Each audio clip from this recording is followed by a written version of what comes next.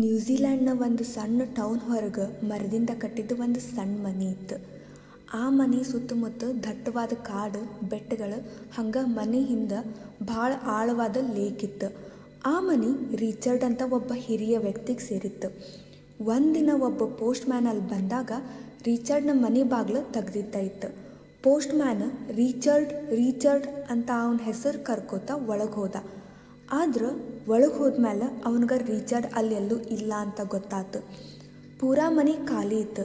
Richard ಕೆಲವು ದಿನದಿಂದ missing ಆಗಿದ್ದ ಅಂತ ಅವಂಗೆ ಅಲ್ಲಿ ಅರ್ಥ ಆಯ್ತು. ಈ ವಿಷಯ ಪೊಲೀಸಿಗೆ ತಿಳಿದ ಕೂಡಲೇ ಅವ್ರು ಫುಲ್ ಪ್ರಾಪರ್ಟಿನ ಸುತ್ತಮುತ್ತ ಇತ್ತು ಲೇಕ್ ಒಳಗೆ ಕಾಡೊಳಗೆ ಎಲ್ಲ ಹುಡುಕಾಡಿದ್ರು. ಆದ್ರೆ ಅವ ಎಲ್ಲೂ ಸಿಗಲಿಲ್ಲ. ಕೆಲವು ದಿನ ಆದ್ಮೇಲೆ ರಿಚರ್ಡ್ನ ಡೆಡ್ ಅಂತ ಡಿಕ್ಲೇರ್ ಮಾಡಿದ್ರು. ಆಮೇಲೆ ಆ ಮನೆ ರಿಚರ್ಡ್ನ ಗ್ರ್ಯಾಂಡ್ ಡಾಟರ್ ಮಿಯಾ ಹೆಸರಿಗೆ ಬಂದಿತ್ತು. ಮಿಯಾಗ 25 ವರ್ಷ ವಯಸ್ಸು. ಆಕಿ ಲಾಸ್ ಏಂಜಲೀಸ್ ಒಳಗೆ ವಾಸ ಮಾಡ್ತಿದ್ಲು. ಈ ನ್ಯೂಸ್ ಗೊತ್ತಾದ ಕೂಡಲೇ ಆಕಿ ಟೌನ್ಗೆ ಬಂದ್ಲು. ಆಕಿನ ಪ್ಲ್ಯಾನ್ ಭಾಳ ಸಿಂಪಲ್ ಇತ್ತು. ಮನಿ ಕ್ಲೀನ್ ಮಾಡೋದು, ಎಲ್ಲ ಡಾಕ್ಯುಮೆಂಟ್ಸ್ ಚೆಕ್ ಮಾಡೋದು, ಪ್ರಾಪರ್ಟಿನ ಸೆಲ್ ಮಾಡಿ ಮತ್ತು ಲಾಸ್ ಏಂಜಲೀಸ್ಗೆ ವಾಪಸ್ ಹೋಗೋದು. ಹಂಗೆ ಫುಲ್ ದಿನ ಕ್ಲೀನಿಂಗ್ ಮಾಡ್ಕೊತನ ಕಳೆದ್ಲು. ಈಗ ಗ್ಯಾರೇಜ್ ಒಂದು ಉಳಿದಿತ್ತು ಕ್ಲೀನ್ ಮಾಡೋಕೆ. ಗ್ಯಾರೇಜ್ ಒಳಗೆ ಹಳೆ ಟೂಲ್ಸು, ಫಿಶಿಂಗ್ ಗಿಯರ್, ಮರದಿಂದ ಕಟ್ಟಿದ್ದ ಕೆಲವು ಐರನ್ ಶೆಲ್ವ್ಸ್ ಇಂಥವೆಲ್ಲ ಇದ್ವು.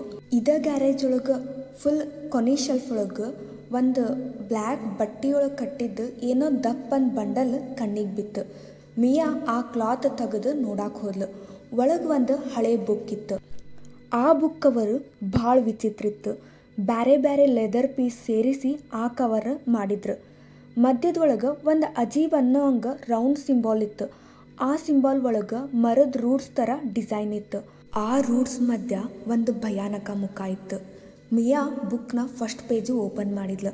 ಅದ್ರೊಳಗೆ ಡೀಪ್ ರೆಡ್ ಕಲರ್ ಒಳಗೆ ಏನೋ ವಿಚಿತ್ರವಾದ ವರ್ಡ್ಸ್ ಒಳಗೆ ಬರೆಯಲಾಗಿತ್ತು. ಪ್ರತಿ ಲೈನ್ ಸುತ್ತ ಬ್ಯಾರೆ ಬ್ಯಾರೆ ಸಿಂಬಾಲ್ಸ್ ಮತ್ತು ಡ್ರಾಯಿಂಗ್ಸ್ ಇದ್ವು. ಎಲ್ಲೋ ತಲೆ ಕೆಳಗಾಗಿದ್ದ ಮರಗಳು, ಎಲ್ಲೋ ಮಿಸ್ಟ್ ಒಳಗಿಂದ ಹೊರಗೆ ಬರತ್ತಿರೋ ಉದ್ದುದ್ದನ ಮಾನ್ಸ್ಟರ್ಸ್, ಅವ್ರ ಮುಖ ಭಾಳ ಭಯಾನಕವಾಗಿದ್ವು. ಹಂಗೆ ಇನ್ನೊಂದು ಕಡೆ ಕಣ್ಣಿನಂಗೆ ಕಾಣೋ ಅಜೀಬ್ ಸಿಂಬಾಲ್ ಇದ್ವು. ಆ ಸಿಂಬಾಲ್ ನೋಡಿದ್ರೆ ಪೇಪರ್ ಒಳಗಿಂದ ಮಿಯಾನ ನೋಡಾಕತ್ತವೇನೋ ಅನ್ನೋ ಫೀಲಿಂಗ್ ಬರ್ತಿತ್ತು. ಆಗ ಆಕಿನ ಕಣ್ಣು ಒಂದು ಕಡೆ ಬರ್ದಿರೋ ವರ್ಡ್ಸ್ ಮ್ಯಾಲೆ ಬಿತ್ತು.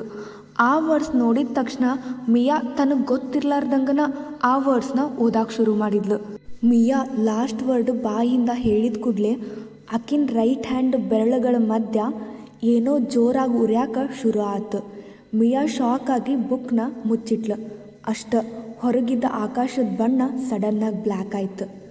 ಜೋರಾಗಿ ಗಾಳಿ ಬೀಸಕ್ಕೆ ಶುರು ಆಯ್ತು. ಕಾಡೊಳಗಿನ ಮರಗಳೆಲ್ಲ ಒಂದೇ ಡೈರೆಕ್ಷನ್ ಒಳಗೆ ಬೀಸಾಕ ಶುರು ಮಾಡಿದ್ವು. ಹತ್ತಿರದ ಲೇಕ್ ಒಳಗೆ ದೊಡ್ಡ ದೊಡ್ಡ ಅಲೆಗಳು ಏಳಕ್ಕೆ ಶುರು ಆದವು. ಮಿಯಾ ಹೊರಗೆ ಬಂದು ನೋಡಿದಾಗ ದೊಡ್ಡ ಸಂಖ್ಯೆಯೊಳಗೆ ಬ್ಲ್ಯಾಕ್ ಕ್ರೌಸು ಫಾರ್ಮ್ ಹೌಸ್ ಮೇಲೆ ಸುತ್ತಕೊಂತ ಹಾರಾಡಕತ್ತಿದ್ವು. ಆಗ ಮಿಯಾ ತನ್ನ ಕೈನ ನೋಡ್ಕೊಂಡ್ಲು. ಆಕಿನ ಬೆರಳುಗಳ ಮಧ್ಯ ಒಂದು ಥಿನ್ ಬ್ಲ್ಯಾಕ್ ಲೈನ್ ಮೂಡಿತ್ತು.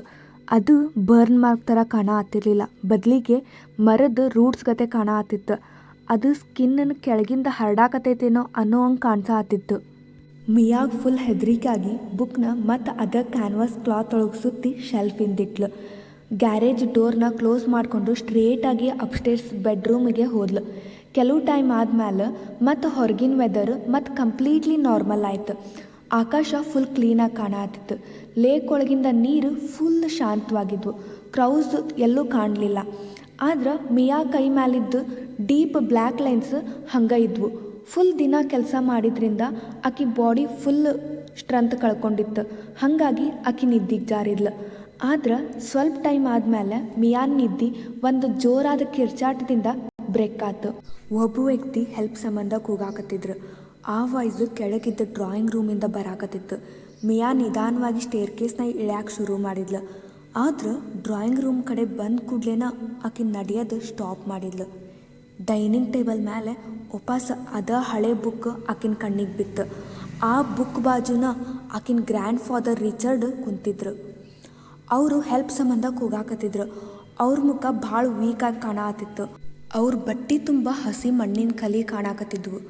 ಕಣ್ಣಿನ ಕೆಳಗೆ ಡೀಪ್ ಬ್ಲ್ಯಾಕ್ ಮಾರ್ಕ್ಸ್ ಇದ್ವು. ಮಿಯಾ ತನ್ನ ಗ್ರ್ಯಾಂಡ್ ಫಾದರ್ನ ನೋಡಿ ಫುಲ್ ಶಾಕ್ ಆಗಿದ್ಲು. ಆದ್ರೆ ಅವರು ಆ ಪರಿಸ್ಥಿತಿ ನೋಡಿ ಆಕೆಗೆ ಇನ್ನೂ ಹೆಚ್ಚು ಆಶ್ಚರ್ಯ ಆಗಿತ್ತು. ಮಿಯಾ ನಡುಕ್ಕೊಂತ ರಿಚರ್ಡ್ನ ಕಾಮ್ ಮಾಡಿ ಅವ್ರಿಗೆ ನೀರು ಕುಡಿಸಿದ್ಲು. ರಿಚರ್ಡ್ ಮತ್ತೆ ಮನೆಯ ಪ್ರತಿಯೊಂದು ಕಾರ್ನರ್ನ ನೋಡಕ್ಕೆ ಶುರು ಮಾಡಿದ್ರು. ಕೆಲವೊಮ್ಮೆ ವಿಂಡೋ ಕಡೆ ನೋಡಿದ್ರೆ ಇನ್ನು ಕೆಲವೊಮ್ಮೆ ಬಾಗಿಲು ಕಡೆ ನೋಡ್ತಿದ್ರು. ಕೆಲವು ಹೊತ್ತು ರಿಚರ್ಡ್ ಏನೂ ಮಾತಾಡ್ಲಾರ್ದ ತಮ್ಮ ಉಸಿರನ್ನ ಕಂಟ್ರೋಲ್ ಮಾಡೋಕೆ ಶುರು ಮಾಡಿದ್ರು. ಆಮೇಲೆ ಅವ್ರು ಹೇಳೋಕೆ ಶುರು ಮಾಡಿದ್ರು, ಕೆಲವು ವರ್ಷಗಳ ಹಿಂದೆ ನಾನು ಈ ಮನೆ ಬೈ ಮಾಡಿದಾಗ ಈ ಬುಕ್ ನನಗೆ ಒಂದು ಶೆಲ್ಫ್ ಹಿಂದೆ ಸಿಕ್ಕಿತ್ತು. ಬುಕ್ ಓಪನ್ ಮಾಡಿದ ಮೇಲೆ ನಾನು ಅದನ್ನು ಓದಕ್ಕೆ ಶುರು ಮಾಡಿದೆ. ಆ ದಿನ ಆದಮೇಲೆ ನನಗೆ ಈ ಮನೆಯೊಳಗೆ ಏನೇನೋ ವಿಚಿತ್ರ ಸಂಗತಿಗಳು ನಡೆಯಕ್ಕೆ ಸ್ಟಾರ್ಟ್ ಆದವು. ಕೆಲವೊಮ್ಮೆ ಫೆಮಿಲಿಯರ್ ಫೇಸಸ್ ಕಾಣಿಸಿದ್ರೆ ಇನ್ನು ಕೆಲವೊಮ್ಮೆ strange phases ಕಾಣ್ತಿದ್ವು.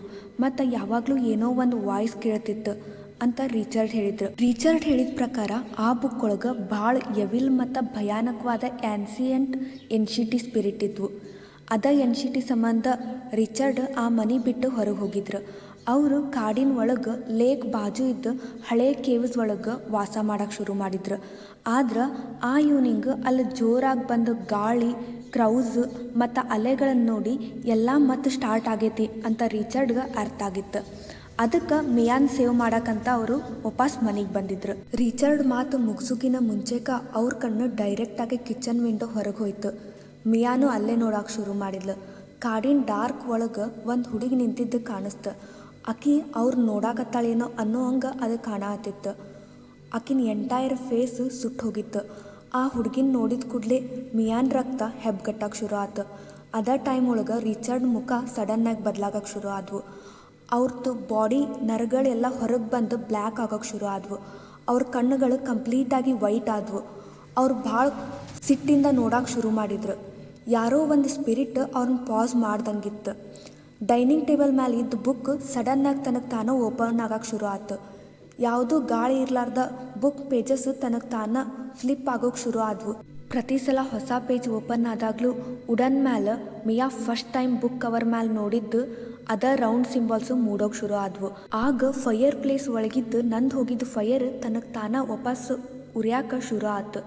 Miya book close ಮಾಡೋಕೆ ಟ್ರೈ ಮಾಡಿದ್ರು ಬುಕ್ ಕ್ಲೋಸ್ ಆಗಲಿಲ್ಲ. ಆದ್ರೆ ಬುಕ್ ಕವರ್ ಹಿಡ್ದಿದ್ದ ಕೂಡಲೇ ಆಕಿನ ಕೈ ಫುಲ್ ಉರಿಯಾಕೆ ಶುರು ಆಯ್ತು. ಎಷ್ಟು ಉರಿಯಾತಿತ್ತಂದ್ರೆ ಆಕಿನ ಕೈ ಒಳಗನ ಬೆಂಕಿ ಹತ್ತೈತೇನೋ ಅನ್ನೋ ಫೀಲ್ ಆಕಿಗೆ ಅನ್ಸಾತಿತ್ತು. ನಿಧಾನವಾಗಿ ಆ ಬ್ಲ್ಯಾಕ್ ಸಿಂಬಾಲ್ಸು ಮಿಯಾನ್ ಕೈ ಮೇಲೇನೂ ಮೂಡೋಕೆ ಶುರು ಆದವು. ರಿಚರ್ಡ್ ಬಾಜು ಇದ್ದು ಕ್ಯಾಂಡಲ್ ಸ್ಟ್ಯಾಂಡ್ನ ಹಿಡ್ಕೊಂಡು ಮಿಯಾನ್ ಹತ್ರನ ಬರಾಕತ್ರು. ಅವ್ರು ಹಿಡ್ಕೊಂಡಿದ್ದು ಹೆಂಗಿತ್ತಂದ್ರೆ ಆ ಕ್ಯಾಂಡಲ್ ಸ್ಟ್ಯಾಂಡ್ ತೊಗೊಂಡು ಮಿಯಾನ್ ಹೊಡಿತಾರೇನೋ ಅನ್ನೋ ಹಂಗೆ ಕಾಣತ್ತಿತ್ತು. ಮಿಯಾ ಕ್ಯಾಂಡಲ್ ಸ್ಟ್ಯಾಂಡಿಂದ ಎಸ್ಕೇಪ್ ಆಗಿ ರಿಚರ್ಡ್ನ ಜೋರಾಗಿ ಪುಷ್ ಮಾಡಿದ್ಲು. ರಿಚರ್ಡ್ ವಾಲ್ಗೆ ಹೋಗಿ ಜೋರಾಗಿ ಬಡಿದ್ರು. ಆ ಟೈಮ್ ಒಳಗೆ ಕ್ಯಾಂಡಲ್ ಇಡೀ ಕರ್ಟನ್ಗೆ ಹತ್ಕೊಂಡು ಕರ್ಟನಿಂದ ಒಂದ ಕ್ಷಣೊಳಗೆ ಇಡೀ ಮನೆ ಫೈಯರಿಂದ ಹತ್ತಿ ಉರ್ಯಾಕೆ ಶುರು ಆಯ್ತು. ಮಿಯಾ ಕಿಚನ್ ವಿಂಡೋಯಿಂದ ಎಸ್ಕೇಪ್ ಆಗಕ್ಕೆ ಟ್ರೈ ಮಾಡತ್ತಿದ್ಲು. ಆ ಟೈಮ್ ಒಳಗೆ ವಿಂಡೋ ಡೋರ್ ಓಪನ್ ಮಾಡಿದಾಗ ಹೊರಗೆ ಕಾಡು ಮಧ್ಯೆ ಇದ್ದ ಹುಡುಗಿ ವಾಪಸ್ ಕಾಣಿಸಿದ್ಲು. ಅದು ಮತ್ತೆ ಬೇರೆ ಯಾರೂ ಆಗಿರಲಿಲ್ಲ, ಮಿಯಾನ ಆಗಿದ್ಲು.